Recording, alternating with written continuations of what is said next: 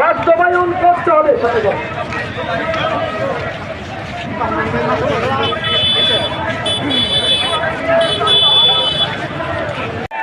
কিন্তু আজকে সেই জুলাইয়ের উপর দাঁড়িয়ে হাজার হাজার ছাত্র জনতার রক্তের উপর দাঁড়িয়ে যে সরকার মসনদে বসেছে, তাই আজকে সেই শহীদদের সাথে রক্তের সাথে বেঈমানি শুরু করেছে।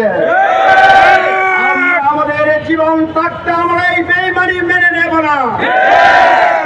আমরা অবিলম্বে ঘোষণা করতে চাই, 11 দলীয় জোটের পক্ষ থেকে ঘোষণা করতে চাই, আমার দেশবাসীর পক্ষ থেকে ঘোষণা করতে চাই, ছাত্র আন্দোলনের পক্ষ থেকে ঘোষণা করতে চাই, অবিলম্বে জুলাই সনদ প্রত্যেকটা অক্ষরে অক্ষরে বাস্তবায়ন করতে হবে। এর একটা দাড়ি কমা সেমিকলন আমরা বাদ যেতে দেব না। আজকে আমরা দেখতে পাচ্ছি বিচার বিভাগকে দলীয়করণ করার জন্য আজকে বিচার নিয়োজিত কমিশন ছিল বাতিল করা হয়েছে।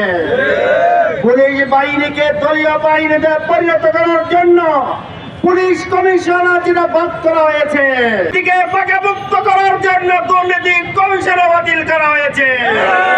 ব্যাংক ডাকাতি করার জন্য ব্যাংকের যে নিয়ম কানুন সেটাও বাতিল করা হয়েছে।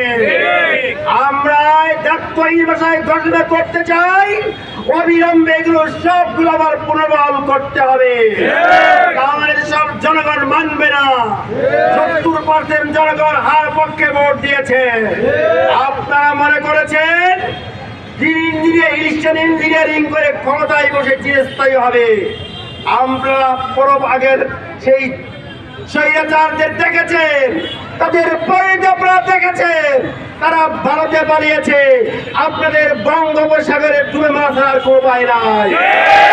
সময় থাকতে সমুদ্র উদয় হোক, অবিলম্বে আপনারা জুলাই সনদের প্রত্যেকটা দিক এবং বিভাগ বাস্তবায়নের জন্য সংসদে উত্থাপন করুন।